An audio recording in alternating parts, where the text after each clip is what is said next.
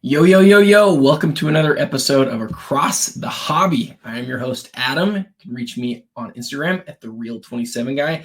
Or as always, please drop a comment here on any of the videos, and I will most definitely get back to you quickly. I'm one of those weirdos who definitely incessantly looks at all the comments and reads everything. So if you ever have any questions or thoughts, please feel free to message me here and just leave a note, and I'll get back to you. I hope everybody's having a great holiday season. I know that this is a time of year that is wonderful and full of joy for a lot of people. It's also one of the weeks of the year that's hardest for a lot of people. And so just if you were having a hard time, know you're not alone in that. And look for opportunities that you can to find joy. And I hope it's a wonderful, wonderful week for you and for your family and for everybody who's close to you. And we have a lot of fun this week here around my house. I've got 4 little ones, and this is the best week of the year. So I'm going to make this episode and a lot of the content this week a little bit shorter than usual, but excited to share a few moments with you guys. I want to start out actually this week something a little bit different, and that is that I want to talk about a card that sold last week. And this is a card that sold at the Fanatics Collect weekly auction. We'll be looking at this week's Fanatics Collect auction ending Sunday here in a moment. But first, let's look at this Mickey Mantle. So I got a message from somebody on Instagram about this card because I really talked about this card a lot last week on last week's episode of Across the Hobby. And so, but for this week's episode of Across the Hobby, I want to just talk about the card a little bit and why I liked it. So this guy left this message. This is what he said. He says, "Pretty crazy seeing this card at over $8,000. I'd love someone to explain why these cut autos go for so much when you buy a signed playing days card from the 50s for the same price, which is a lot cooler and rarer in my opinion.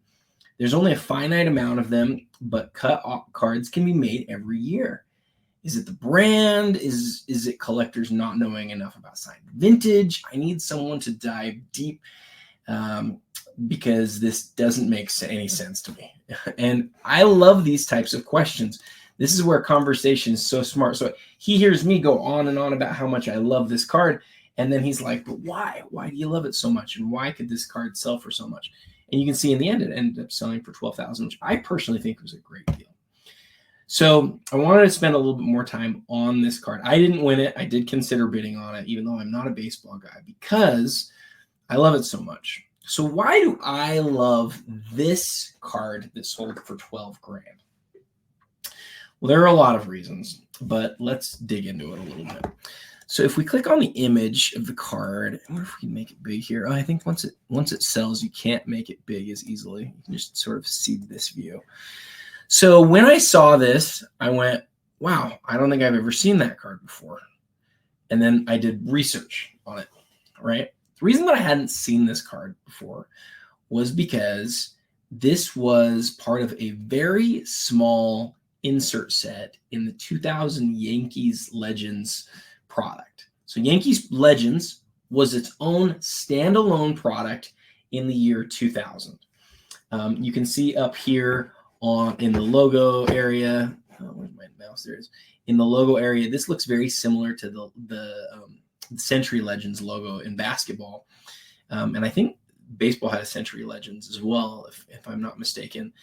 But the whole product was based around the Yankees. So I think 5 different guys from the set ended up signing these legendary lumber cards. I'm actually gonna pull this up real quick if I can find it. So this was the 2000 legendary Yankees. Check this out. Legendary Yankees set. I found on Baseball Cardpedia this really cool. So many great resources out here like this, guys, that you can find.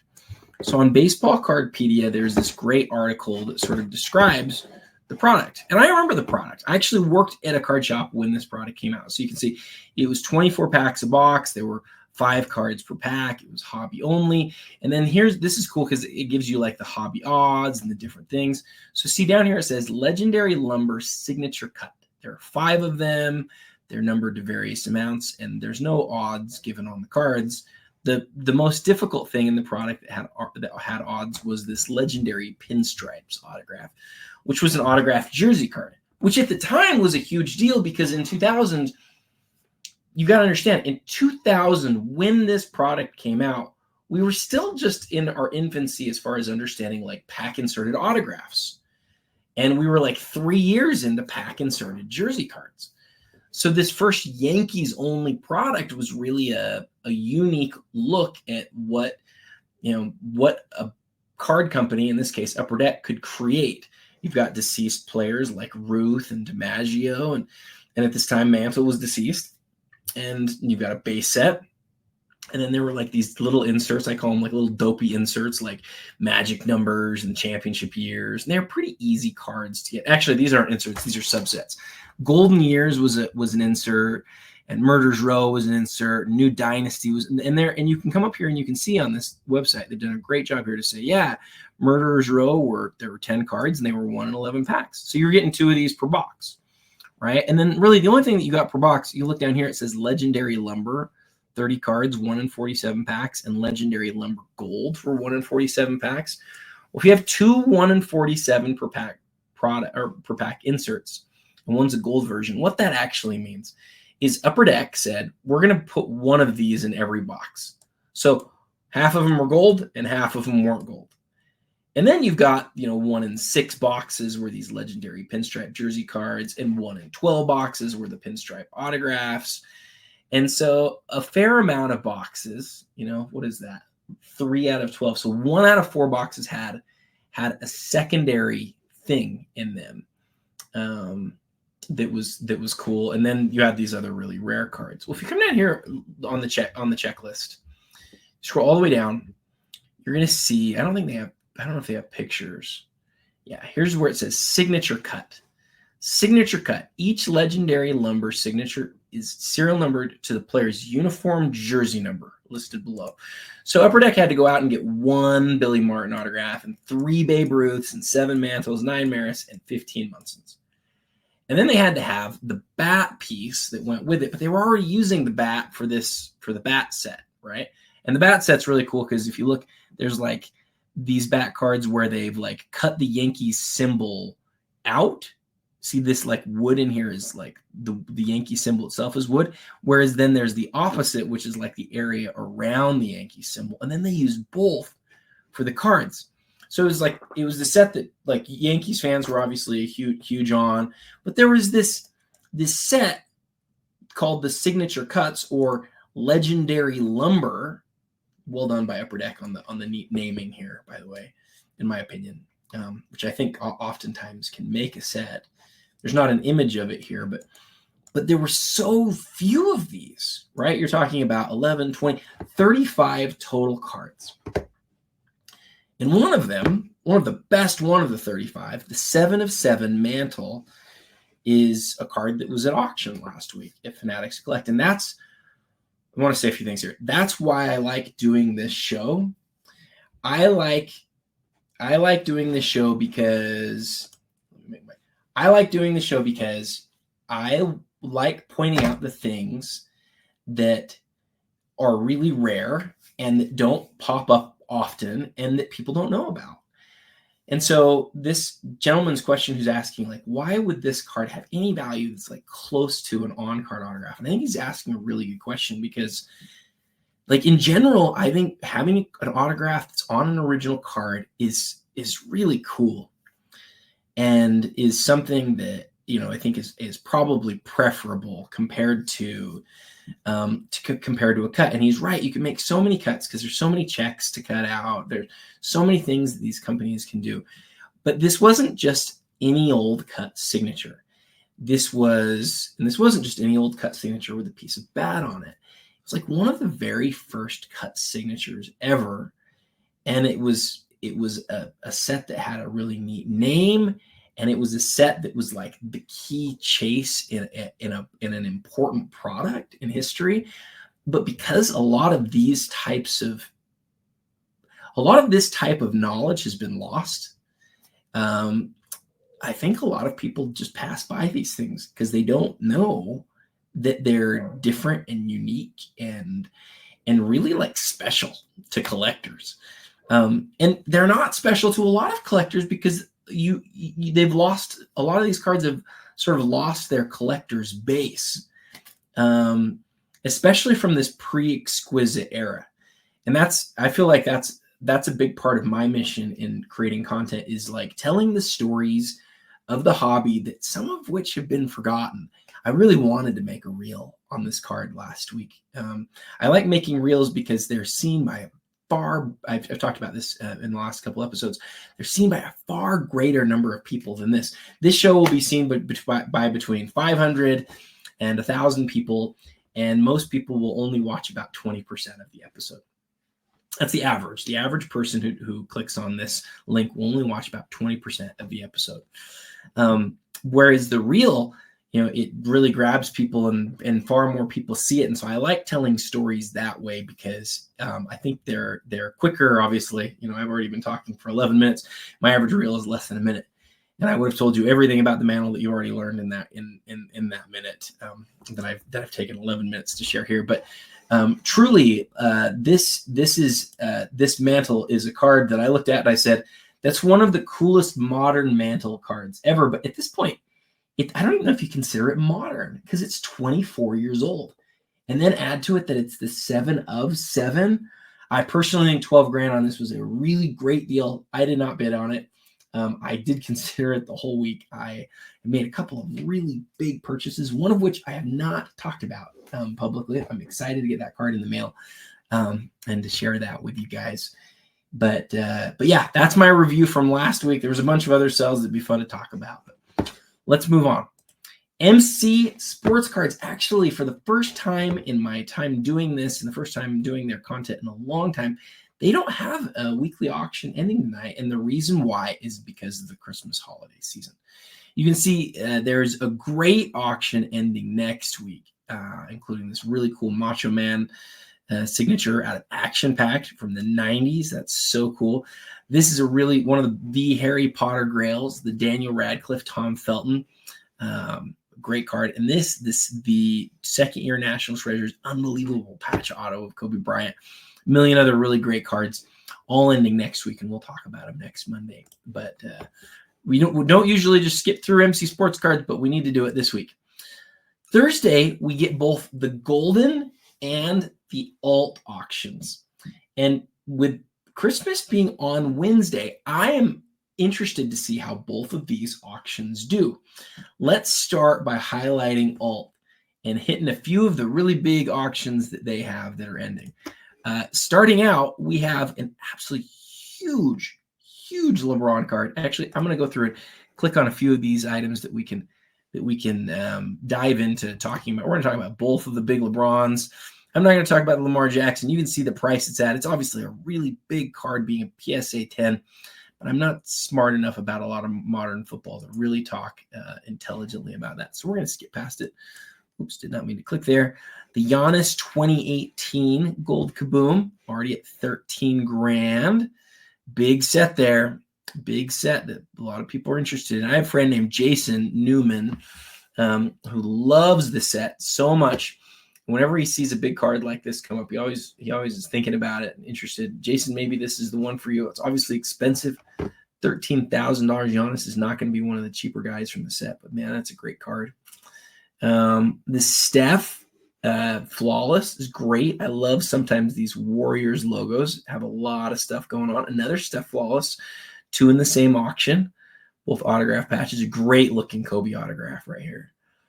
Another Kobe autograph right here. I don't know if that's on card. Let's check that. We'll click on that one and give it a look. Got to talk about this Jaylen Brown for a second. Might do a little bit of research with you guys on that one. Ooh, check out this Fox right here, 2022, the black. Alt has had quite a few really nice one-of-one black prism type cards recently. Interesting. I think they must have a couple big sellers who are using their platform because Alt's had the lion's share of that sort of card recently. This Jordan's interesting. I want to do a little bit of research on that one with you guys, and we'll talk about that one. See, here's another one of these Prism Blacks, the Ray Allen 2023 Prism Black. Not a playing days Prism card, so it has less interest to me personally.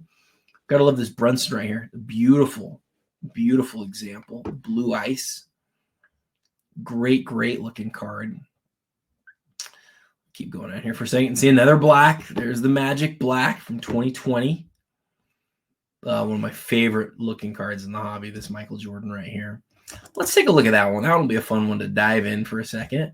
What is this Bowman's Best card here? Oh, interesting. The Superfractor for the 25th anniversary. Has that old look. I forget what year that is. Oh, yeah, 99. It says down here. I thought maybe it looked like a Superfractor from 99, and I was like, they didn't have Superfractors in 99. What is that? Just realized I don't have my mic up close to me, so that's great. I'm starting off this episode really well today.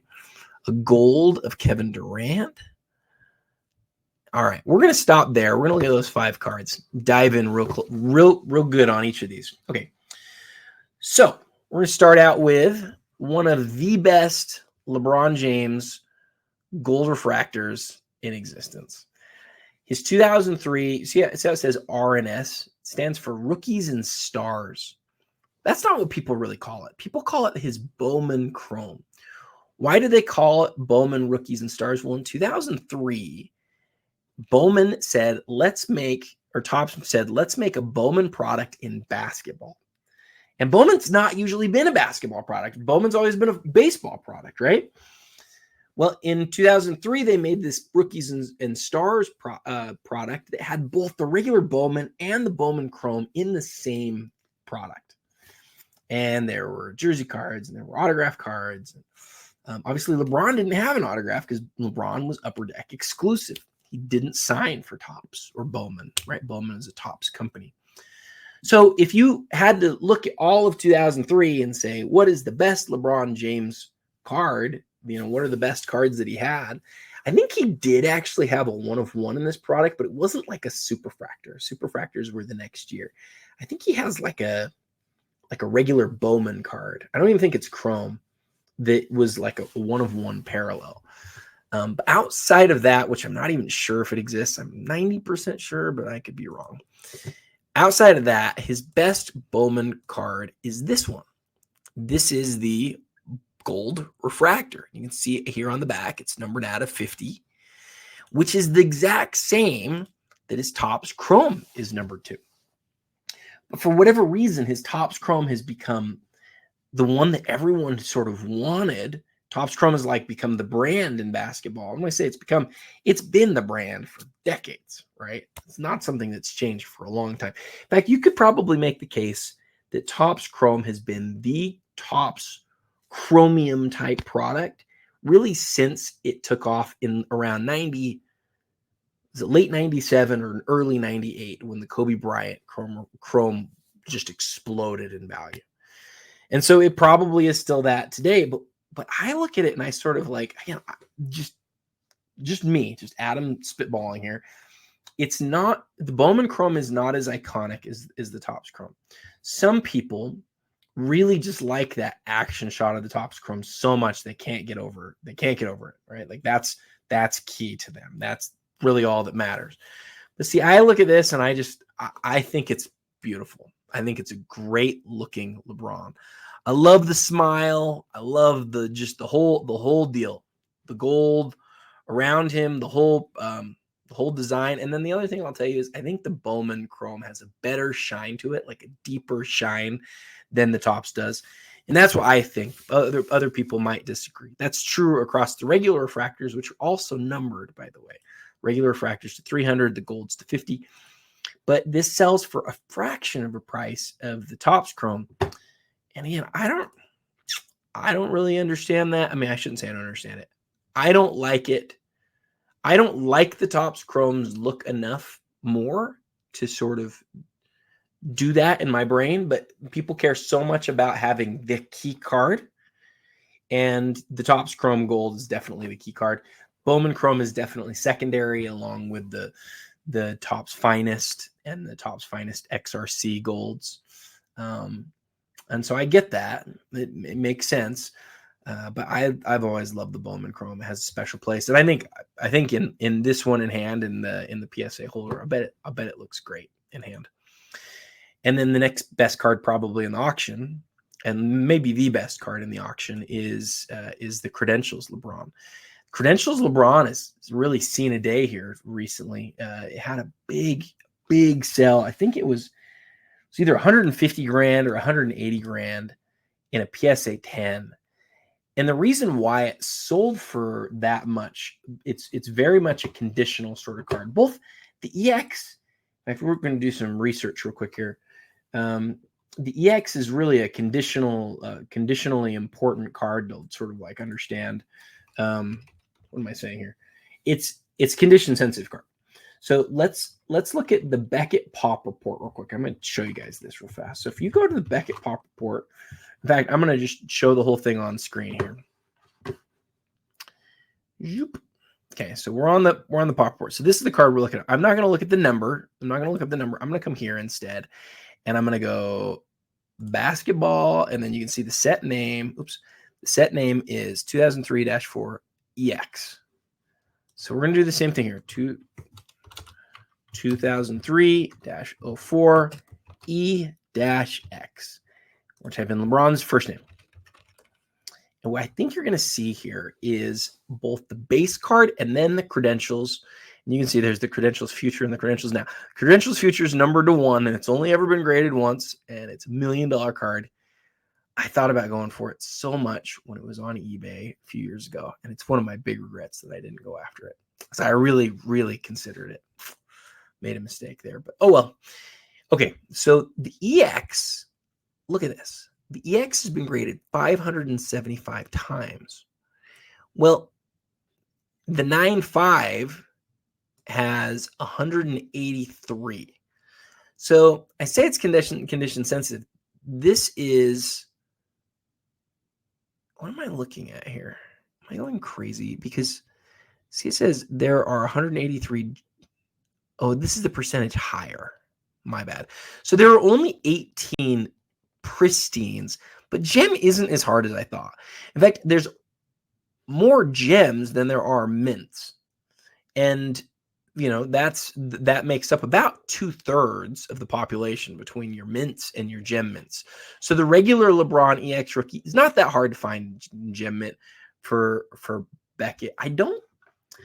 I sort of don't think that's the case with PSA. I think PSA, in fact, we're going to check that too, because that's how we roll. So if we go to the PSA Pop Report, this might take a second. This might not be worth it. Some of you are clicking off this video right now, listening to me be an idiot and not be able to figure this out.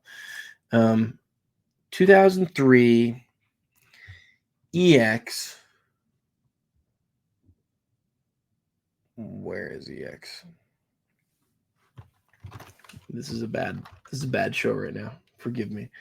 I'm gonna put it on screen too. 2003 Fleer EX.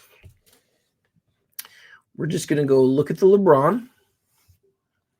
We're in the PSA Pop Report. Okay, so this is more along the lines of what I was thinking. I was mistaken, though. It's not as tough in Beckett. But look at the PSA Pop Report. About 10% are gems, whereas about 1/3 are gems or higher in Beckett. These types of things are interesting to see because, and I'm a proponent of comparing the Pop Reports more so than just looking at grade. Does that make sense? Do you guys know what I mean? Like, if there are, like, this is a perfect example. There are 575 base LeBron EXs that have been graded by Beckett. 1/3 of them are gem or higher. But for PSA, 10% are a gem. What does that tell you? It tells you that PSA's standards on this card are way more difficult than Beckett's. And that's not always the case. People are going to say, oh, Adam, that's always the case. That's not always the case. That's wrong. It's not true. But in this case, it surely is, because that's a big enough population to see that. So back to our card here.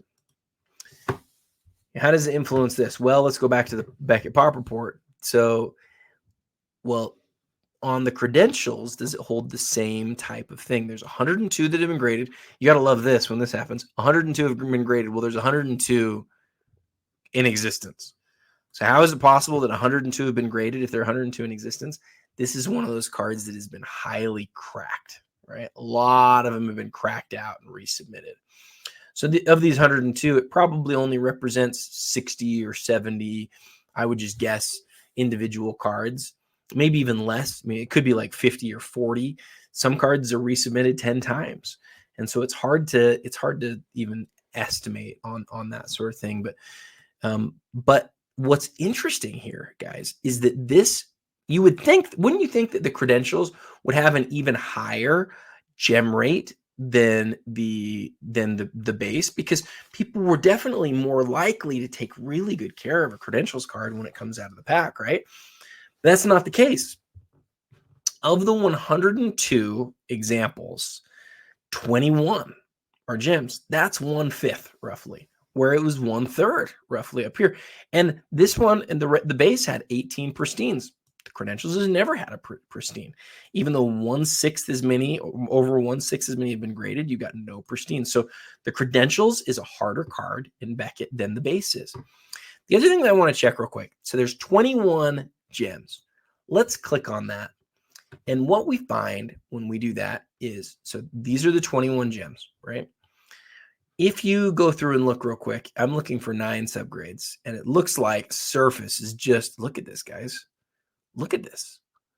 Look how many of the surface subgrades are a 9. 1, 2, 3, 4, 5, 6, 7, 8, 9. 10, 11, 12, 13, 14, 15. 15 of the 21. That's not even looking at the other subgrades, which also could have 9s. So like this one right here does. And there's probably some over here that do, maybe not. Oh, I'm looking at final grade.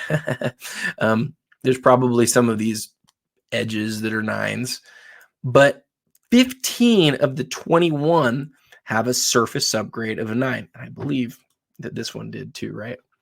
So this one is like those other ones. This one is like most of the 9/5s. So when you look at this and you go, oh, it's a min gem. Yeah, it's a min gem. It's also a min gem that's very similar to all of the other ones, or to 3/4 of the other ones that have been graded by Beckett. So I've always liked the card because it's arguably the Fleer Skybox best LeBron rookie card. I mean, it's not as good as the Future, which is, like I said, $1 million plus card, but it's a great card. And 102, like, it's only a little bit less rare than the Exquisite rookie, just at one very, very small fraction of the price. All right, let us get some of this stuff out of here, and let's keep going through our stuff this week. All right, so we got more auctions from Alt that we wanted to look at first before we go on to another auction house. This Kobe is on sticker. See that line right there? And what's great is this is one of the newer numbers from PSA. Not crazy new, but new enough that I believe the image will show up if you go type this number into PSA, and you'll be able to get a better image of that sticker. But it's always good to know when an autograph is a sticker versus on card. Okay, this Jaylen Brown is going to be my favorite card of the week. In fact, I'm going to start something new this week. I've been thinking about this. I'm going to, at the end of every episode, give you my top favorite 5 cards of the week that are at auction. This one's probably going to make my list this week. Why? Because it is an on-card, 1/1 rookie card of the finals MVP. This is a great card. People are going to look at it and going to go, oh, it's select. Or, oh, I don't know if I like that checkerboard or whatever. But I really do like this card a lot. In 2016, sure, he has a black prism. It's not autographed. He does probably have a black prism that is autographed. It's not the true rookie, but that's not an on-card autograph. So for Jaylen Brown, this is a really neat key card. And I think it'll be one of my favorite 5 of the week. And so I'm going to put it over here to the side so I don't forget about it. It's a beautiful card. All right. And then this Michael Jordan. Okay, I want to do a little bit of research on this with you guys real fast. So this Michael Jordan, I know Alt did some really cool content on this card. And I want to show you something. You can go watch that too. Go watch it. Definitely go watch it. But I want to show you guys something on it. So it's actually been graded in 9.5. What I want to do here, Beckett allows you to do this. It's kind of a neat thing. If you come into Beckett, in fact, I'm going to come into another screen here though with Beckett. Pull it over here so you guys can see what I'm doing. If you come into Beckett and you click on the pop report, let's just try this. Panini Michael Jordan. What I think is going to happen here is it's going to sort. Yep, check that out. It's going to give us the oldest one first, which is the 1987 Panini number 141. And I believe that's what this is. I'm wrong. Number 4, 1987-88. Michael Jordan, number 4. Well, what am I missing? Why doesn't it pop up? Maybe Spanish stickers, number 4. Why is that not included, guys? Is it like a multi-sport thing? Let's try multi-sport. Nailed it. Okay, got it. Very cool. So if you the reason this didn't pop up on here first when I hit basketball is because apparently this set, you can tell how much I know about my mid-90s Panini stuff or mid-80s Panini stuff. This Spanish sticker is part of a multi-sport set, and that happens sometimes with the population report. I've just sort of noticed that over the years. That's one of the things that I've sort of just learned with time. And you can look on the back here and you can see this in Spanish. But you know, it's one of the first year of Michael Jordan Panini stickers ever. There's obviously another set that's basketball that we just saw. It's a little bit, let's look. I think that it had a little bit of a higher pop report. So this set that we're looking at is 87, 88, but this one's 87, made the same year. The one with number 141, there's 133 in the population. And the one that we have here that's at auction is rarer. The one that's at auction right now, there's about half as many, almost exactly half as many. And ooh, look at that. Pop 3. Now, Alt does a good job. I probably could have just figured this out. Yep. By looking at this. See, Alt has all this information right here. I always just like to second check this thing. I like to make sure that this is right because there's an easy chance that something goes wrong in the software and it doesn't end up being exactly right. And I think you want to be 100% sure about these things when you're bidding on them. That's just my take. But the fact that this is a sticker that is, sorry, come over here. This is a sticker that has a significantly lower population and that it's only a pop 3. You know, what if this was in a PSA holder with these grades? How much would people be talking about it? It would be one of the biggest items of the week across the whole auction, across all the auctions, because it's a period Jordan, right? It's like a 3rd year, 4th year Jordan piece. It's his first or second Panini sticker. It's very rare in any grade. It's the highest grade ever, and there's only 3 in the grade. If this is a PSA 10, and let's say the PSA 10 looked similar as the BGS report here, you're talking about a card that's well into the 5 figures. I'm serious. I think you are. It's interesting. I want to look at real quick. I'm going to do this real fast. I'm going to look at the PSA pop report, and I'm going to check. Where did we put it? I want to check the PSA pop report to see what we find with Jordan in 1987 for the same thing. So come into basketball or come into, I know you guys can't see what I'm doing real quick. Give me just a second. So basketball card. Oh, wait, no, that's right. This is a multi-sport thing. We're going to try it real quick. What the heck? Multi-sport cards. 1987. I think it'll be under cards, even though it's a sticker. I better put this on screen or I'm going to lose you guys. So multi-sport Panini Super Sport Spanish. Is that what we figured this was?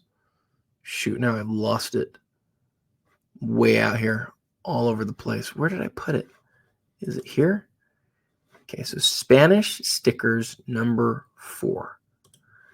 Spanish Super Sport Spanish. It's either this or this. It's got to be this one. I'm just searching from like the top down. Okay, that's it. Cool. Okay, so this is great detail. In the PSA pop report, you'd see it starts out with basketball, right? And it says Super Sport Spanish. If we scroll down, we're going to get non-basketball guys. Yeah, see? Boris Becker. So this is like total multi-sport set. Jordan's number 4. Jordan's been graded more by PSA than Beckett. 109 total copies have been graded, see, and one of them 108 unqualified, 1 qualified, none with none that are half grades. And of the 109, 9 of them are PSA 10s. That's great. It's actually a tougher card by BGS, or a tougher sticker by BGS. Sorry, I'm all over the place again. This card in this holder is a pop 3 out of almost 70, about 5%. Whereas in PSA, it is 10% or 9%. So would you crack this and try to get in a PSA holder? Depends on what you think you'd rather have, a pop 10 in PSA or a pop 3 in BGS. Me, there's no chance I would crack this. I would prefer to have this in a BGS holder. And doing that research, I think this might also be one of my top 5 favorite cards of the week. So let's move on to the next one. Is there anything else from Alt that we wanted to look at? We already spent a long time looking at a Jordan card. I would just say that as far as non-super rare cards go from the 90s, you want to talk about like the best looking cards that you'll ever see.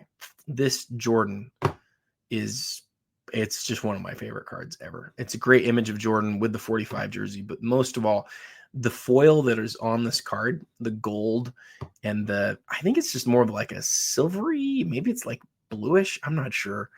But the letters, like it's gorgeous. I had one of these. This is not the sort of card that I collect. I like really rare cards. But I got one of these in a collection that I was helping with a couple years ago. And when I got it in hand, I looked at it and I was just like, man, I just love this card so much. And it wasn't like I was discovering it for the first time.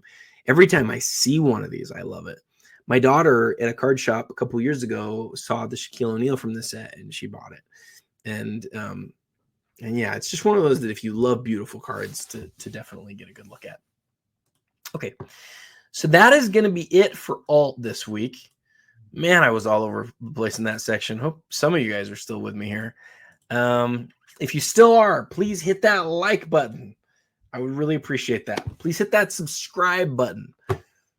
Grateful to have you guys join us. All right, let's talk about the other big auction that's happening on Thursday. You can see when you come to the Goldin, one of these things I always do on the Goldin site, click on Goldin and then scroll down past the banner to auctions. And you can see the auctions that are ending.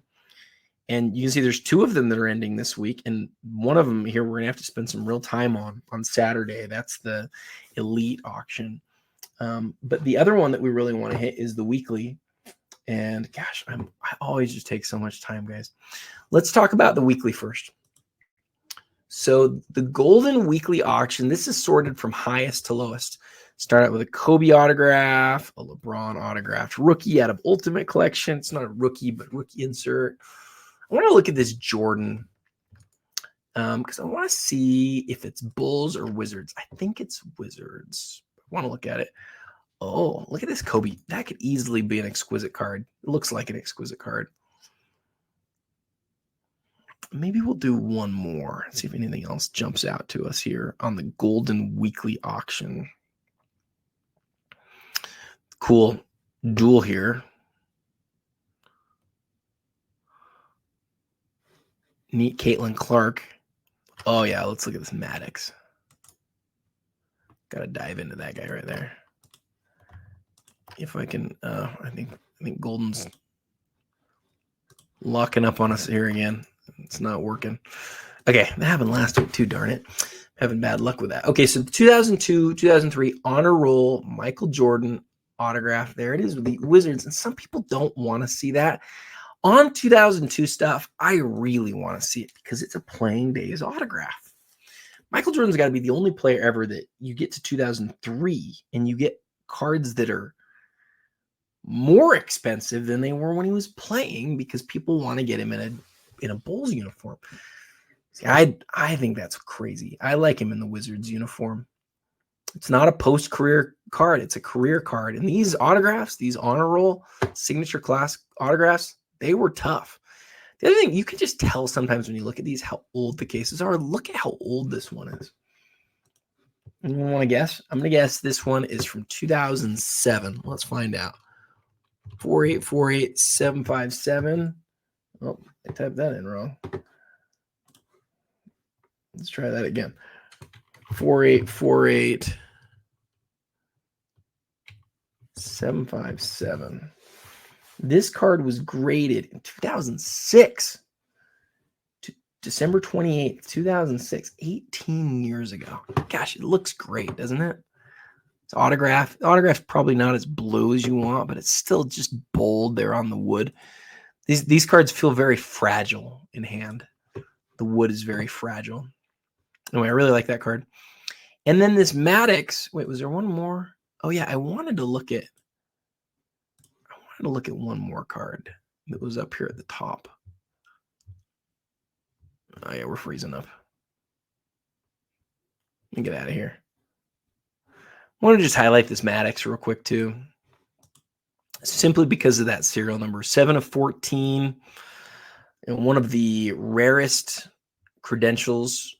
This is the second year of the really cool inverse numbering where they have like a certain amount in the set. Baseball was the biggest set in 98, the year before. There were a total of 101 cards between the nows and the futures. And so if you don't know the set, it's like the number one card in the nows would be numbered 1. And the number 2 card in the nows would be numbered 2. And the number 5 card in the nows would be numbered 5, all the way up to card number 100, which was numbered 100. And then the futures flipped it. So the number 1 card in the future set was numbered to 100, and the number 100 card in the future set was numbered to 1. So the total of the nows and the futures always equaled 101. Well, in basketball, the total, it wasn't 101, it was 81. And then in football, I believe it's 61. Football is easily the rarest. I think that's also true for the next year, but I don't know that off the top of my head. What I do know is this. Greg Maddox is as big a name as any pitcher in the 90s. And being out of 14, it is a big, big deal. The only thing I worry about on these is that, unfortunately, we've seen uncut sheets get out. I don't know if we have on baseball, and I don't know if we have on baseball in this year. So the point might be moot. But I always just get nervous that some of these types of cards might be sheets that were cut. And that's, unfortunately, a huge deal because this is a huge card. This is one of the best Greg Maddox cards in existence. So do a lot of research on it beforehand. But if you come to the conclusion like, hey, Adam, I don't think you need to worry about that, which you might come to that conclusion. I might be like saying something that doesn't need to be talked about. You might look at this and go, this is one of the best Greg Maddox cards in the world. He doesn't have a PMG green because that doesn't exist in baseball. It might be his rarest credentials card. And it may be like a huge, huge, huge card to go after. So definitely be mindful of that. That's it for the Greg Maddox. Oh, yeah, this Kobe.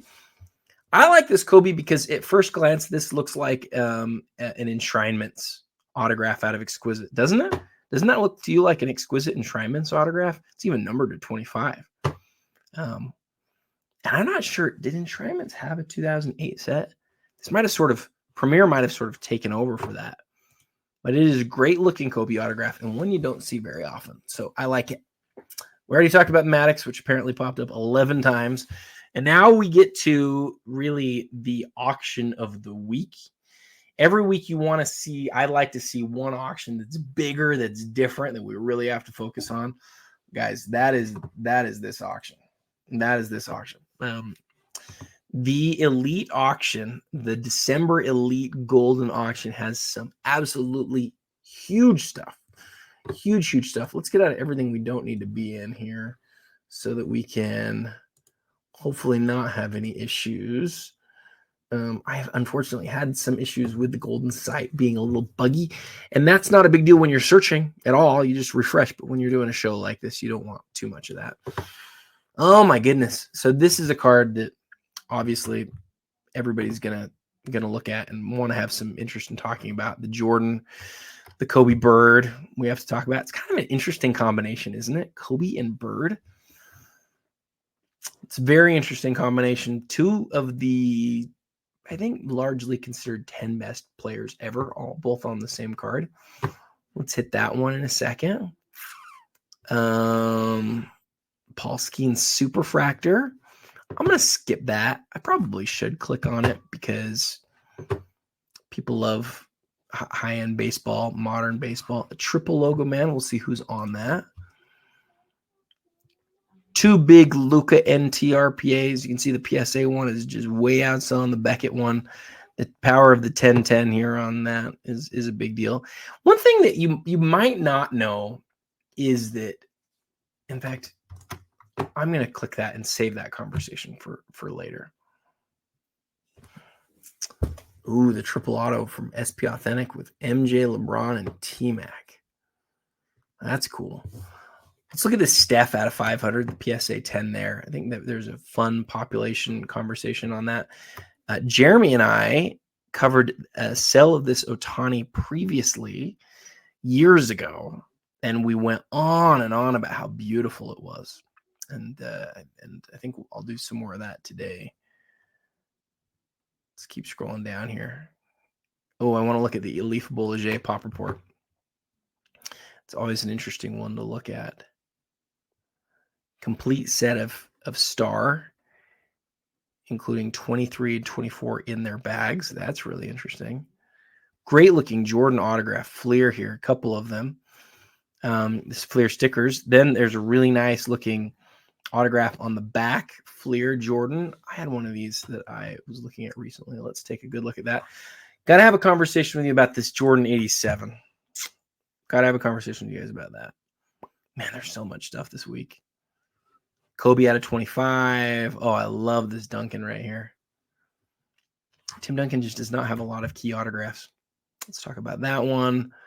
Ah, man, there's so much stuff I don't want to skip through, but I've already clicked on like 10 items. I guess let's just do a quick high level on some of these. This Carmelo, is that the gold? Is that the silver? It's the parallel. It's the 1 out of 15.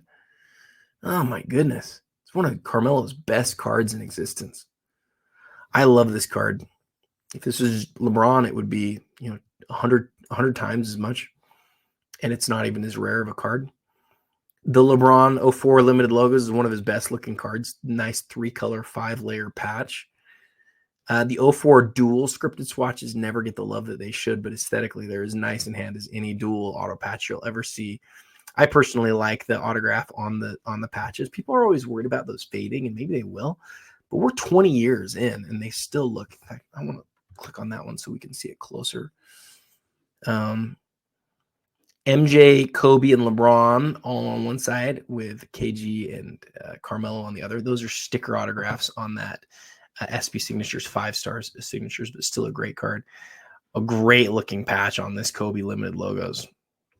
Authentic auto grade. Did we already see one of these LeBrons? No, that's right. I saw an 04. 04 and 08 are arguably the two best looking years of limited logos. I think they are the two best years. I think 04 is number 1 and 08 is number 2. And they're both available in the same auction. Man, If you ever wanted a LeBron limited logos, it might be a good opportunity for that with two of them ending at the same time. Got to look at the autograph on the LeBron here on this duel with Dr. J. Tom Brady, 1/1 shield. Wow. Not autographed, but still heck of a card. A couple big Trouts. The gold and the blue. The Steph. Is this the Steph gold? I think it is. It is. That's a fun one to talk about. We'll talk about that one real quick. Oh, the Kobe 1/1. That one's worth talking about too. And then the Anthony Davis 2012 Gold Prism, one of the rookies from 2012. Yeah, we'll hit that one too. 2013 Travis Kelce. Oh, it's Black Prism. Wow, that's a big card. That is a big card.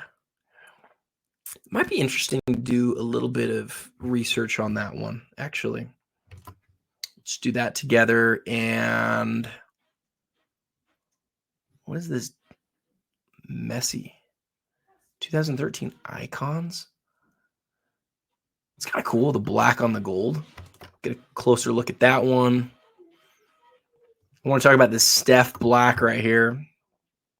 Talk about why it might not be a little bit higher than you might think for a Steph black. Let's talk about the Kobe Eminence set. I know I'm clicking on a lot of things, guys, but this is the main part of today's episode. The Jaw Logo Man Auto. I think it's the blockchain one. Oh man, that Sangoon's too good looking to not highlight.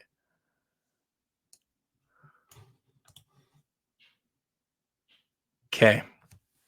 We're going to stop there because I've already hit like 20 different items, maybe even more than 20 different items. Okay. So the 98-99 Metal Universe Jordan is one of his 3 PMGs in existence.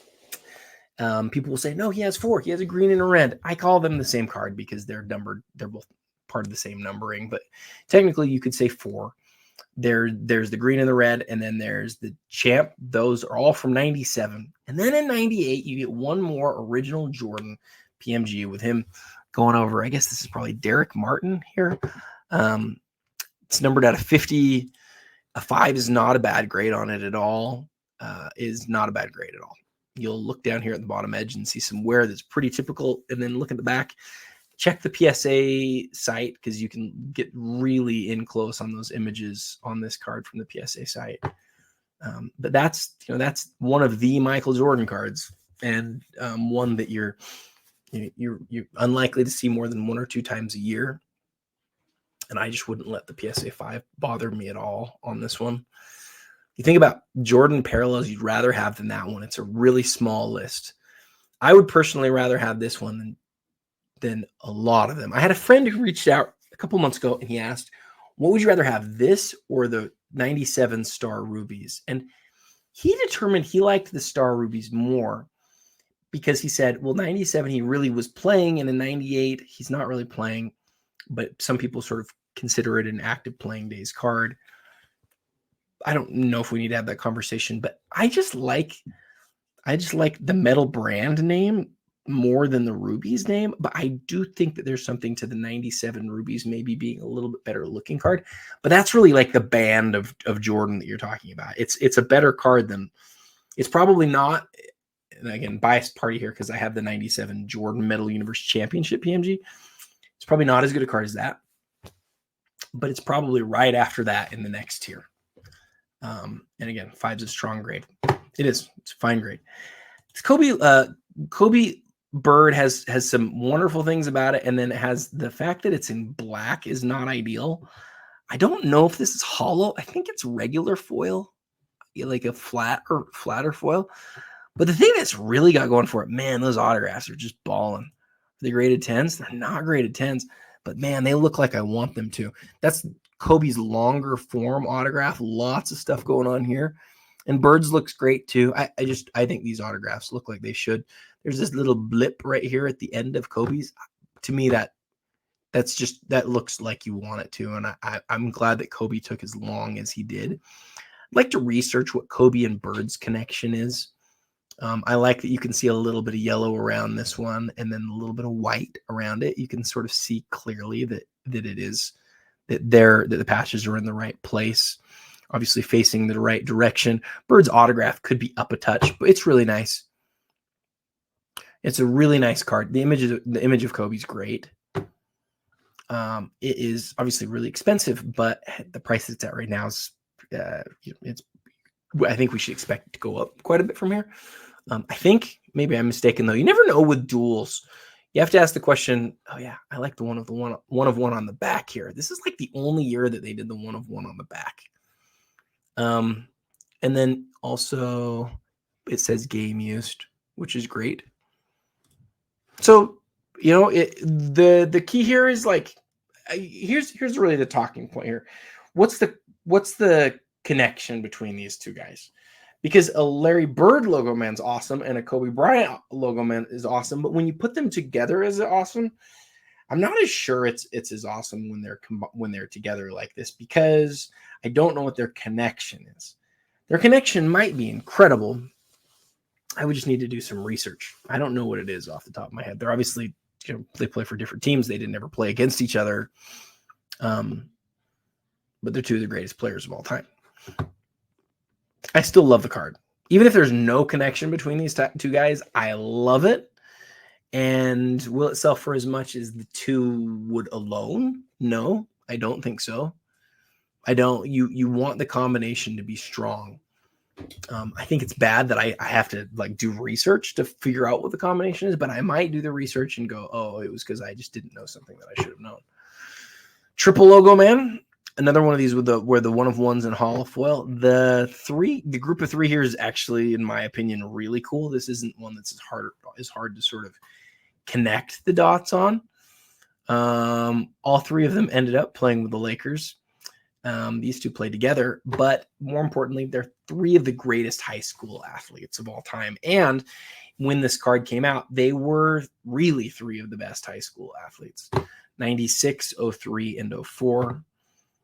All stitched logo man, which I think is important. I like that this one of one's on the front. I like it more on the front than on the back, just being real. I like the dual more than I like this one, though. The autograph matters to me. This one's game used, which is great. The other one's game used too. Just autographed logo men are I just really like autographed logo men. But that triple right there is a great card. So what I want to say about this one, I'll make this quick. It's kind of baffling to me that you can't find data on the PSA site based on autograph grade. And I'm not trying to rip them here. Like, PSA is great, right? I've got a lot of PSA graded cards, including PSA graded autographs. But it would be really nice if I could look at the PSA data and say, of the Luka Doncic NT RPAs that have been graded, X number have been auto 10s. And it's really too bad that you can't do that. I don't understand why you can't do that. I don't understand why that's not something that's findable. This might be the only 10-10 in existence. I have no idea. What I do know is you can look at the pop report and you can see. It's really weird, actually. Let me show you something here that I don't love, but it is what it is. So if I enter this code and I hope I'm in the right place here. So see, here it is on the PSA pop report. This is amazing. This is amazing. And then you come down here and you see there's 5 of them. That's amazing. And that 5, what does that 5 mean? This is where it's really interesting. If you click on the population and then so we're on 2018 National Treasures right now, and you just type in Luka's name, watch what happens. So when you do that, you got horizontal and you got patch autographs. We're under see right here, we're under just the PSA certified area. We're under just the PSA certified. There's PSA certified and there's PSA DNA certified. So under the PSA certified, where they've graded 5 cards, one of them is a 10, there's 3 9s, and there's 1 8. And if you look at PSA DNA certified, and again, search Luka, you'll find it right there. Oh, that's horizontal. My bad. Here it is. Here's your 5 10s. 19 have been graded. So there's 19 where it's PSA DNA certified, and there's 5 where it's just PSA certified. So that's 23 different times. Not necessarily 23 different cards, but 23 of the 23 different times. Of the 5 PSA 10s, how many of them have 10 autographs? That's something I would love to know, but there's no way to know. PSA site does not allow you to do that, and I would argue that's a bad thing. I don't think it should be like that. I think they should figure out a way to fix that. That's all I wanted to say about that. It's a great card. The fact that it's 10/10 will make it sell for a lot more money for sure. I just wanted to highlight on this one. This is a set. This every time we see one of these Stephs pop up, I always want to highlight it because,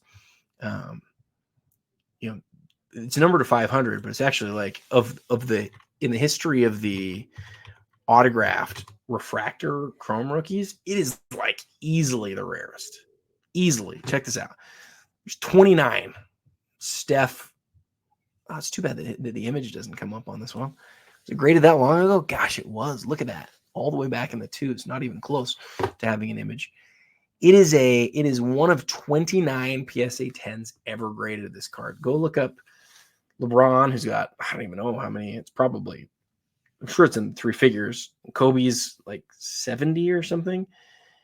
The Steph refractor chrome is the toughest PSA 10 chrome refractor, regular chrome refractor in basketball's history. It's the best. It's the best one too, by far. I'd rather have this than a Kobe, even, for sure.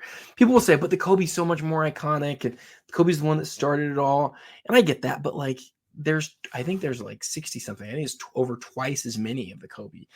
And again, I get the case for the Kobe, but I'd probably take the Steph. All right, let's move this back over to here, and let's keep going with the Goldin items. This Ohtani, it merits mention because it's a 1-of-1 superfractor with the rookie emblem. It's from 2018 Topps Transcendent, where I think they've got some different variations of superfractors. Don't quote me on that. You'd have to go look it up. You can see the numbering is not a normal numbering. It's like sort of this strange long number. You can see her on the back, 52S SOH. So it looks like a 52 Topps. It's autographed. It's a superfractor, and it's a great image. The card sort of has everything going for it. And when we saw this first sell a couple years ago, me and Jeremy both looked at it like, this is like the nicest Ohtani card I've ever seen. And again, as a non-baseball guy, I understand why.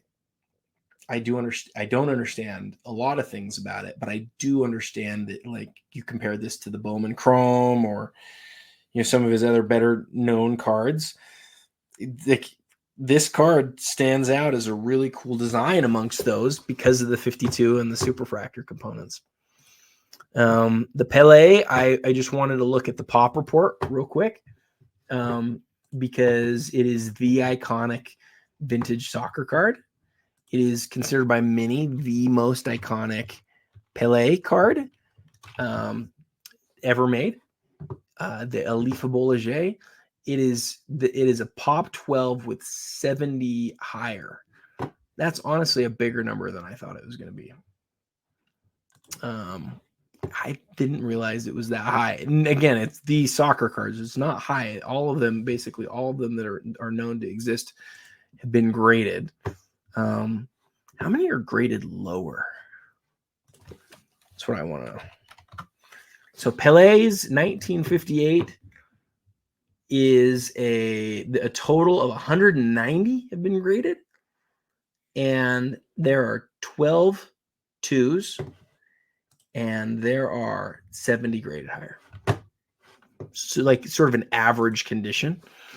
I think it looks like you want it to look. I think it's a great looking card. The Jordan autograph here, I've talked in the past about how I would like one that's signed on the back. Another one of these sold recently at MC Sports Cards. And this one looks just a little bit different, but it's really similar.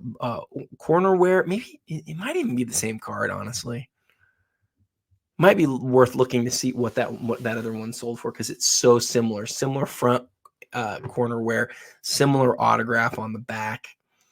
I thought the autograph on the other one maybe was a little bit nicer, but I might be mistaken. It may be the same, maybe the very same card. This card is one that I got to take some time on. I became aware of this card a couple weeks ago when it was going up, and it's one that I look at and sort of go, it's very interesting and is an easy one to tell a story about. In fact, I will likely do a reel on this card in the coming days. So think about it like this. The 86 Jordan has been graded, thousands of times by PSA. And there are people who would just love to get the card in a BGS 10. And they've taken those PSA 10s and they've put them in front of Beckett and they said, hey, can I cross this to a 10? They never crossed to a 10. There are 6 of those as well. There are 6 BGS 10 87s and there are 6 BGS 10 86s. So they're the same in terms of total population. What's weird though, let me show you guys this. This is super weird. If you come, I'm going to go into this in sort of a funny way. 1987 88 Fleer, Michael Jordan. So if you come at this from this direction, check this out. I'm going to show you guys this. So here's your pop report, 87. You can see the 610s right there. Watch what happens when we click on this. Hello, 3 of them don't have subs. Is that weird to you? It should be weird to you. Why were 3 of these cards graded 10s without subs? They're all the recent ones. All of the older ones that have the subs, or all the older ones obviously have the subs, and they're all 9.5 on the same subgrade, the edges. Basically, what we're saying is this is as nice of a Jordan as you're ever going to find from this year. I would definitely prefer subs on this card. You can see 10, 10, 10, 9, 5 on edges. The centering's spot on. It's really a tough card. And that's probably, it's definitely one of the cards that you could say was the nicest copy in the world. So the question that I would ask you is this. If this is truly one of the 3 nicest Michael Jordan 87 Fleers in existence, how does that compare to the nicest 86 Fleer? Should it be in the same? I don't like when people ask that question. What would you anticipate? Would it be in the same world as an 86 Fleer and a PSA 10? Right now it's at 14 grand, 15 grand, right? And it ends this week. Could it end for close to this? Is it going to end anywhere near? They never move because there's only 3 of them. The card probably hasn't moved in several years. I don't believe it's moved in several years. Should it be close to the same sort of world as as an 84 star that's high grade, or is it just that the star is the first card and so even a PSA 7 is worth way more? I don't know. I don't know. What I do know is that card right there is probably one of the 3 best or highest graded. It's one of the, considered by some, the third, one of the top 3 best of this card out there. So anyway, it's one of those that you don't see very often. I know I've got a lot of Jordan watchers, so that's one that I'm excited to make a reel on. And yeah, it's a great card. This Duncan I wanted to highlight because he just does not have a lot of big time autographs. You'll say, well, what is this? 2001 Touch of Class autograph jersey. It doesn't have stuff from Upper Deck, so it doesn't have the same naming conventions or interesting sets that you know of. That's one of the best autograph jersey Duncans in existence. I wanted to highlight this Jordan LeBron because people are always concerned about these autographs are going to fade.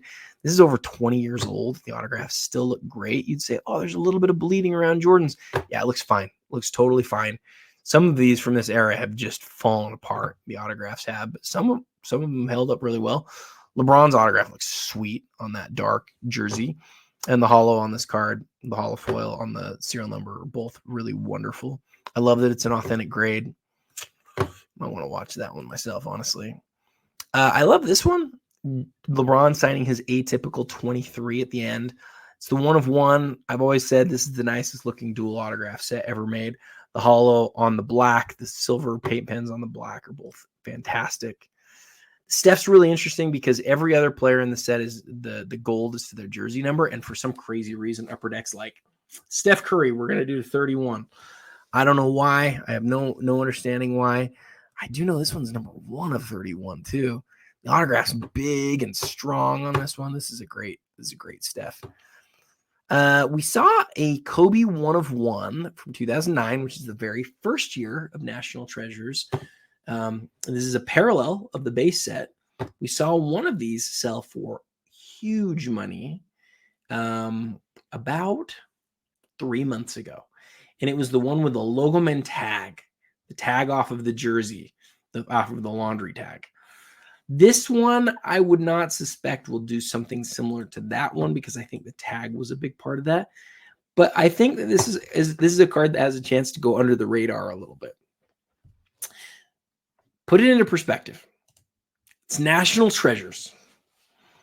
Arguably the set of the era in terms of high-end sets.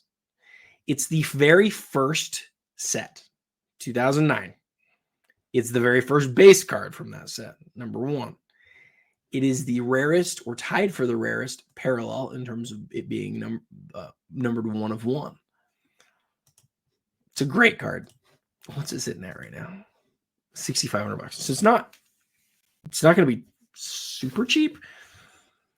But all those things that I just said, like what's the 1 of 1 Kobe Bryant from first year of Exquisite Worth? You know, whenever you're talking about a 1 of 1 parallel of the base card of the first year of a run of anybody is a big deal. And the fact that it's Kobe is even a bigger deal.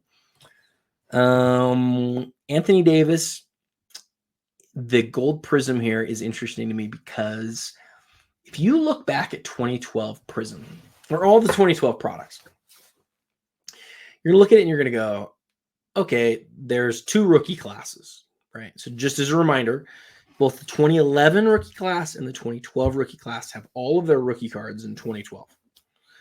Panini, with the lockout that happened, was like, we don't have time to make as many products as we'd like to. So let's just put all of the rookies into 2012, and let's see how that goes.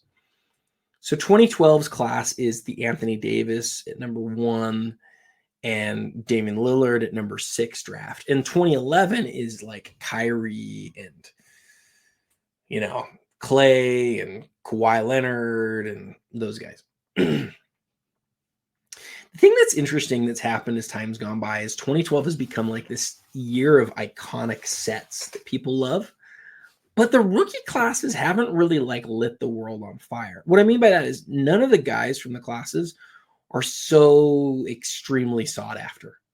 You know, people don't look at Kawhi Leonard like they look at, you know, the next year Giannis, or a few years later Jokic, or, you know, a few years later you've got Luka and you've got Tatum. Like 2012 doesn't really have that guy. Who's the best rookie from 2012? Well, I think it might be Anthony Davis. At least he's on the short list of guys that you could name as like the guy from this set. I actually at one point owned 53 of this base card. And always felt like this set would take off one day, and it has. It has. The gold rookies, though, have kind of gone way up. They sold for a ton of money a few years ago. Then they've come crashing back down to earth, and that some people will imply is a reflective of the set.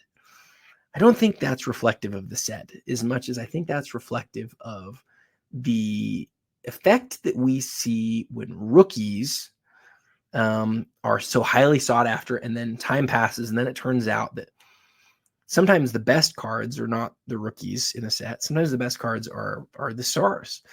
I think, and again, biased party, because I own the Steph and the Kobe golds from this set. I think the Steph and the Kobe are probably the second and third best cards in the base set after LeBron at number 1. I think those are definitely the top 3. And then I don't know who number 4 is, but I'm not sure it's a rookie. And so it's interesting that the rookies in this set ended up not being as sought after, but that's because the rookies haven't lit the world on fire. Maybe AD still will. He's on the NBA 75 team. He has a chance to win more championships with the Lakers. I had this incredible Anthony Davis rookie collection. This is one I could never find, though. It's always been sought after.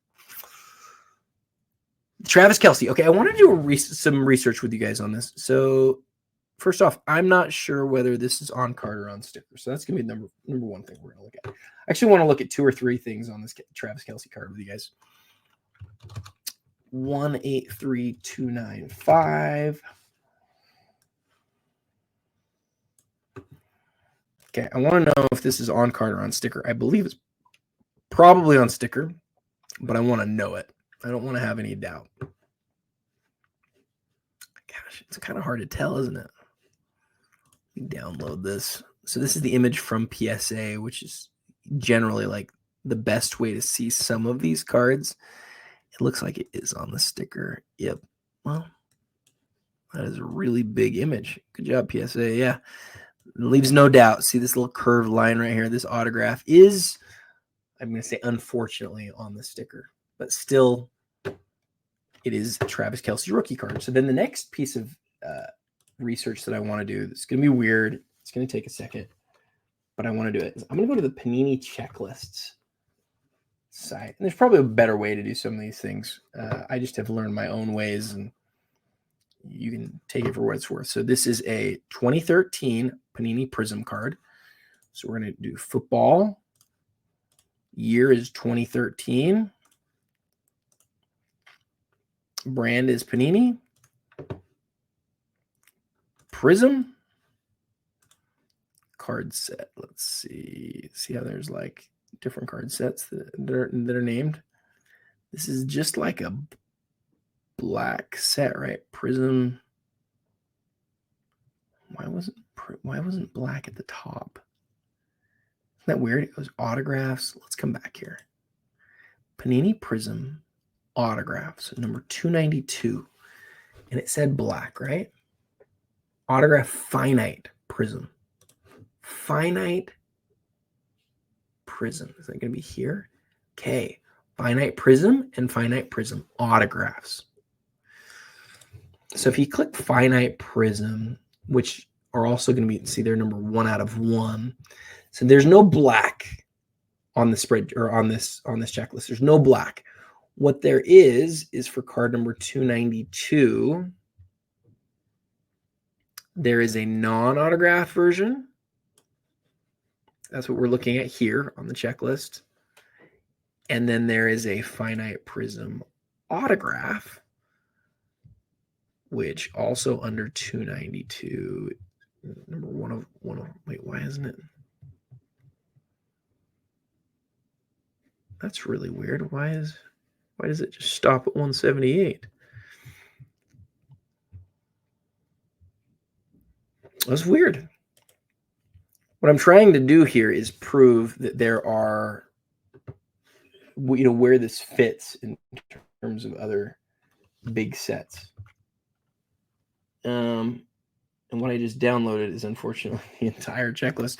So when I hit download, it downloads the full checklist. Let's throw this over here onto the screen where we can do some really fun Excel work, which I'm sure will be good for my engagement. If we come here and we throw a filter on this, which is harder to do on this screen than it is on my other screen, because I think it goes away. Yeah. Where is filter? Oops, I'm in data filter, and then I'm gonna just hit. Oh, I clicked the wrong thing there. I'm gonna hit. What am I doing? Brand is Panini. Program is Prism. Card set. Okay, cool. I'm gonna uncheck all of these, and I'm gonna just do finite and Finite Prism.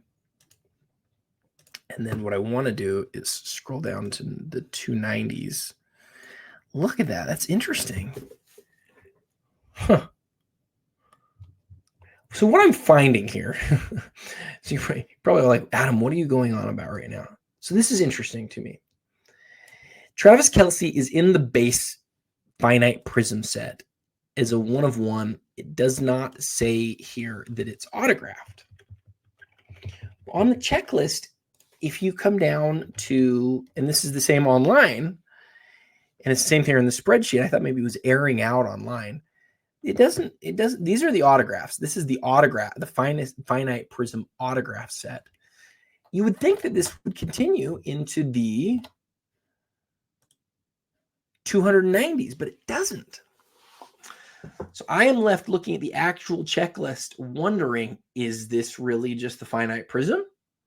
And are all of the rookies in the finite prism, are they all autographed? So there's not that portion in the autograph set.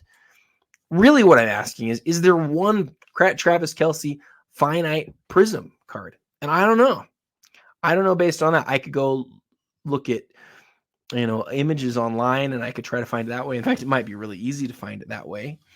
You might find other cards from the set that have both a non-autographed and an autographed version. You might find other cards from the set that don't show up on this checklist but do exist. Those are all ways that you could sort of determine the significance of this card. But ultimately what I'm trying to do is say, where does this fit in terms of all of the Travis Kelce big time cards? What I know is he's a big name and that this is a rookie. It's a 1/1 from Prism.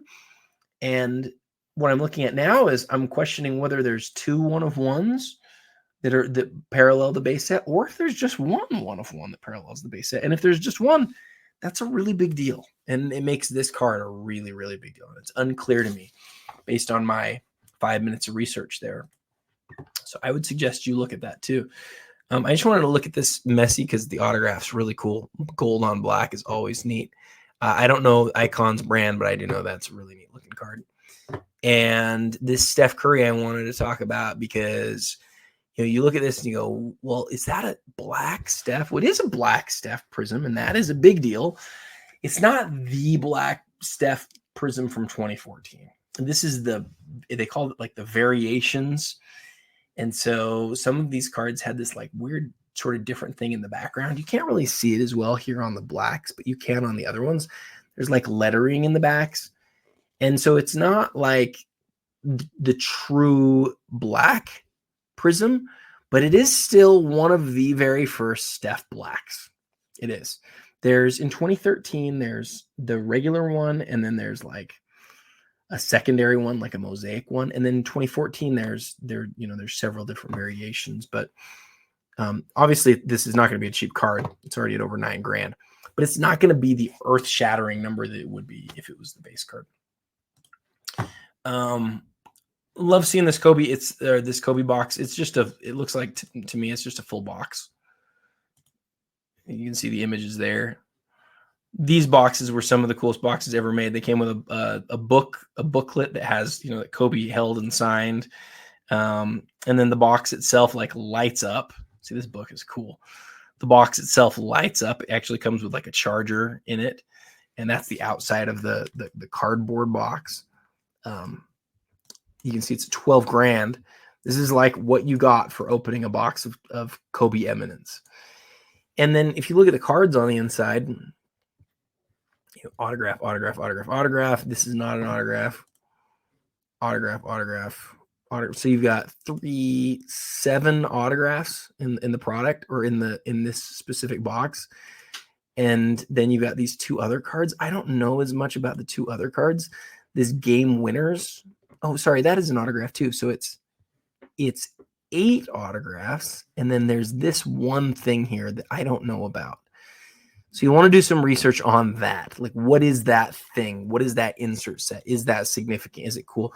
And I don't know about the Kobe Eminence stuff well enough to say. What I do know is of these 8, the 3 of them stand out. This one with the diamond here, the game winners. There's multiples that have diamonds. This one's out of 3, which is cool. But this one that's a game winners is neat because it sort of references a game. And then it looks like it's serial numbered out of 8. But the 2 that stand out most to me are the one with the shoes.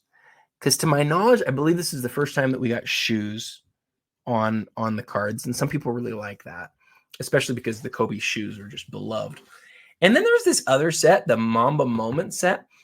They took a component of each of these and they put it in holofoil. This was the championship trophy. And that's really neat. It's a really neat looking set. Really great looking cards. And then this Ja Morant is the blockchain. Yeah, this is the blockchain logo, man. And some of the blockchain stuff, the enclosed player-worn used material and autograph are guaranteed by Panini. That's actually not bad. Some of the blockchain stuff, like the jersey, has nothing to do with the player. This one actually does, so that's kind of neat. And then the last card, I had to look at the Sengun just because that card is just glorious. There's something about the 75th anniversary logo, man. It was just wonderful. Yeah, I love that. All right, so that is it for the Goldin Elite, which is a huge auction. And now let's finish off with both Fanatics Collect and then Card Hobby. Let's go to Fanatics Collect now, where you've got, oh, look at that. That's a good start. That ends this week, huh? Hey now. So starting us off this week with in a PSA 3 with a 7 autograph is a PSA graded on the front MJ auto. Now there's another one of these that's up, but it's the autographs on the back. This one being on the front, really interesting. Interesting Jordan autograph, very different. Not the typical MJ autograph, maybe in a hurry, maybe a little bit older, not exactly sure. Card not ideal. Maybe this one gives somebody who really wants a Jordan autograph on the front of a Jordan Fleer rookie. This one might give them a unique shot here. I'll keep going through these, but I had to look at that one real quick. SB Game used Jordan autographed 25.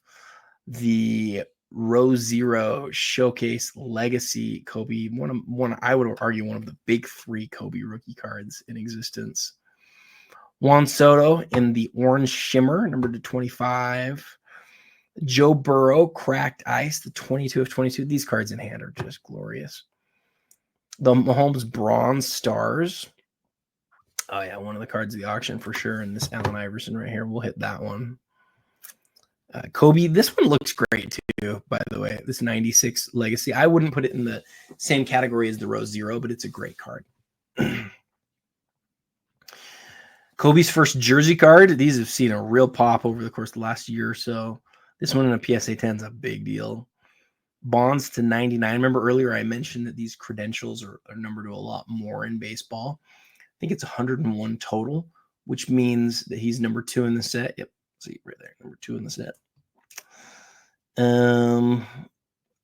Ripken PSA 10.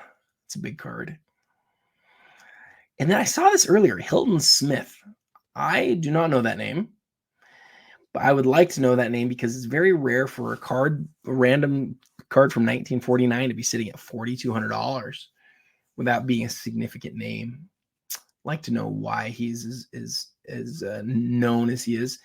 And then I've got to look at this sticker on this MJ, the story there. I might do a reel on that one because that's one of the biggest cards ever in terms of like low gem rate. In fact, I'm not sure there's another Jordan that's as low a gem rate as that one is from the 80s. At least ones that have PSA 10 cards. Really nice Jeter here. Atomic Refractor from 98, Pop 13. BGS 6 on this MJ Platinum Portraits. Why is it a 6? Let's see if we can figure that out. 9.5 Jordan here. Sanders, number out of 61. Oh, yeah. Love this Alcindor. 2 Sport. Look at that one, too. Look, another PSA or another Kobe first jersey. I wonder if that's the same seller. That one's a BGS 9.5. Great Atomic Dirk right here. Great Atomic Dirk. One of his biggest rookies. I saw this Rice earlier. Really stood out to me. I don't know if I've seen that card before. The Century Legends Gold of Jerry Rice. This one's a PSA 10. It's a big card. Ugh. Sorry for the yawning. If I'm bored of myself, I'm sure you guys are bored of me. Okay, we already looked at this one. We're going to stop there and go through these cards now. So this is a set that I always like to talk about whenever we see one pop up because we don't see them pop up very often. It's one of my favorite inserts of the 90s. This is the best card. This is the best set that came out of 98 Molten Metal. Molten Metal had a fusion set. The fusion set and the fusion, there's two different fusions, and they have different names that confuse people because they have errors on the card. But generally, just think of them as Fusion Silver and Fusion Gold. Both of them have a non-numbered and numbered component to them. Both of them have the exact same players in them. They're basically like a parallel. The gold's basically a parallel of the silver. Both sets have the non-numbered component. It's like 30 cards, the first 30 cards, and then the last 20 cards are numbered. The silvers that are numbered to 250. The golds that are numbered to 40. And so the golds that are numbered that are out of 40, they're really hard to find. And for the players in that set are some of their best cards ever made. The laser cutting is really neat. The holofoil is neat. It's like Platinum Portraits, except for you get the great image of the player, and then you get, other things like the serial number cut straight out of the cardboard that you gotta love. For Iverson, it's probably it's certainly on the list for his best insert card in existence. And then you can see the laser cutting on the back even better. Sitting at 6750 right now. Pop 1 of 3, just one graded higher. Great looking in hand. Be fun to pull that one up on the PSA report too, just to get those other images. Though the Fanatics Collect images here are, you can see, they're really, really, really, really good. Really, really good. All right, so this is one that I want to look at real quick. You guys are gonna, if you don't know about this card, you're gonna be blown away at this pop report. Okay, so let's go look here now at this Jordan. So this Jordan 41593484 is one of just 84 PSA 10s. And 84, there are 84 10s, but there are how many that have been graded? There are 16,500 and something that have been graded.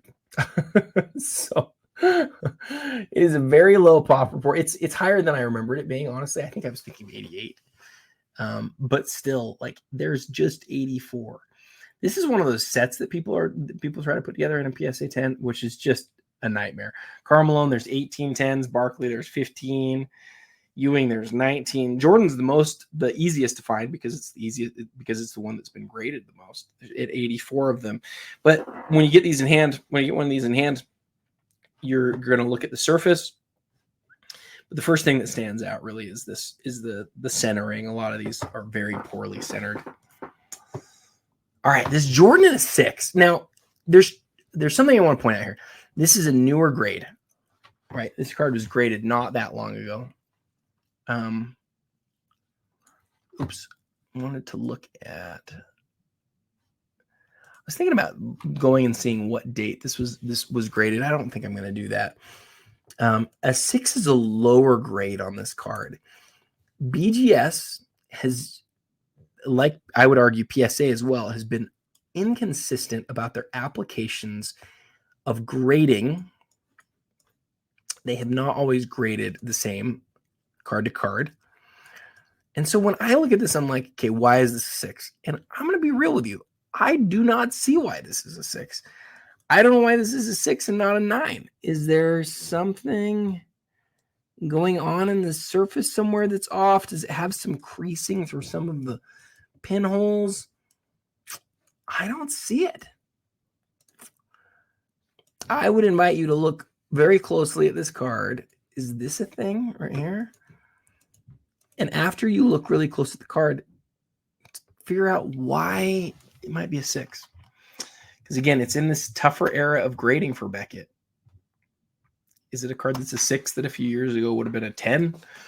I know that sounds crazy, but seriously, that sort of thing happens. And then the 2 to Sport, every time I see one of these, I have to pull it up because it's rare when a player like Jabbar, especially in basketball, has a card that's like before their rookie card, right? His rookie card is his 1969 Topps card is one of the best known basketball cards ever made. Well, this is his, what's it called? I always call it the Tuta Sport, but there's two different versions. This is the Mira Tuta Sport. And you can see on the back, it says Regalo. It's a Pop 5 with 2 higher, guys. Do yourself a favor, compare this Pop Report to the 69 Topps Pop Report, and you'll see the appeal real quick. Great looking image of Lou Alcindor with the USA flag up above, the sticker information on the back. It's very cool. All right, let's move to Card Hobby. I almost said Hobby Kings. I don't know where that came from. And let's look at some of the big items ending this week. The Steph Curry autograph out of Impeccable, numbered to 7. There was a big Impeccable numbers of Kobe that sold big last week. 1-on-1 Victor Wembanyama. Ooh, I got to look at that. I want to know what that is. I just moved my Kobe Bryant Noir that looks like this for less than this one is selling for. It's kind of a hard card to peg on price. I probably undersold mine significantly. I needed to sell it to be able to get something else, but I'm regretting it right now as I'm looking at the cost of that one. Big LeBron James exquisite autograph. I love this Nike Steph card.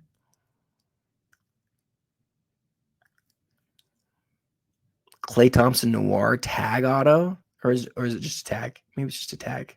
My bad, it's just a tag. Kobe Eminence autograph silver ounce. Oh, I love this Duncan. I gotta look at that up close.